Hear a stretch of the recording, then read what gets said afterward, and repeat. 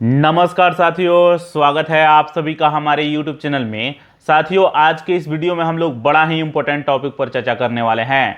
साथियों, आप सभी के जानकारी के लिए मैं बता दूं कि आज की इस वीडियो में हम लोग बात करने वाले हैं कि किस तरीके से नए साल के शुभारंभ होने के साथ ही साथ सीरिया के जो अंतरिम राष्ट्रपति हैं, जिनका नाम है अहमद अल-शारा, उन्होंने सीरिया की जो पुरानी करेंसी थी उसके प्रचलन को बंद कर दिया है और उसके जगह पर सीरिया की राजधानी दमिश्क में नए करेंसी को जारी किया है। यह जारी किया गया था 1 जनवरी 2026 को, नए साल के अवसर पर। ध्यान रखिएगा, यह जब जारी किया गया था तो सीरिया के राष्ट्रपति मौजूद थे और जो सेंट्रल बैंक है सीरिया का, उसके गवर्नर भी वहां पर मौजूद थे। जब आप लोग जानिएगा और समझिएगा कि आखिरकार सीरिया के राष्ट्रपति ने ऐसा कदम क्यों उठाया है, नई करेंसी क्यों जारी किया है, तो आपके पैरों तले फिर जमीन खिसक जाएगा। बाकायदा मैं यहाँ पर रिसर्च पेपर लेकर के आया हूं, आप लोग देख सकते हैं। इस रिसर्च पेपर में फ्रेंड्स ऐसी ऐसी चीजों के बारे में जिक्र किया गया है जिसको अगर जानिएगा और समझिएगा तो आपको कौतूहलता होगी और आपको जिज्ञासा से भर जाइएगा। तो मैं इस रिसर्च पेपर में बात करूंगा।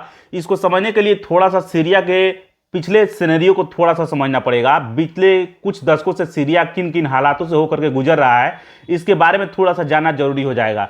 दोस्तों, आप सभी को जान करके हैरानी होगी कि सीरिया में इस समय वर्तमान में गृह युद्ध में फंसा हुआ था। दशकों से गृह युद्ध चल रहा था वहां पर और संघर्ष चल रहा था। क्यों चल रहा था? तो 2011 में वहां पर शांतिपूर्ण विरोध प्रदर्शन शुरू हुआ था, लेकिन धीरे धीरे वो जटिलता उसकी बढ़ती गई और गृह युद्ध का रूप ले लिया। और उस गृह युद्ध में वहां की जो सरकार है वह शामिल है, विपक्षी दल के नेता लोग शामिल है, इसके अलावा सशस्त्र बल शामिल है, इसके अलावा अंतर्राष्ट्रीय शक्तियां भी वहां पर काम करती है। इसके अलावा वहां की सीरिया की जो अर्थव्यवस्था है वो नाजुक स्थिति में है, काफी बदतर स्थिति में है। बेरोजगारी है, गरीबी है, इसके मार से झेल रहा है, इसी दौर से गुजर रहा है। इसके अलावा मुद्रास्फीति भी काफी ज्यादा बढ़ गई है, महंगाई वहां पर काफी ज्यादा बढ़ गई है। तो ये चीजें देखने को मिल रहा है। नया नोट जो जारी किया गया है, नया करेंसी जो जारी किया गया है फ्रेंड, तो ध्यान रखिएगा, नए नोट पर नए नए प्रतीकों को जगह दी गई है, जैसे कि संतरा जो होता है, इसके अलावा शहतूत, इसके अलावा गेहूं, इसके अलावा गुलाब का फूल, इन सारे प्रतीक चिन्हों का इस्तेमाल किया गया है नए नोटों पर।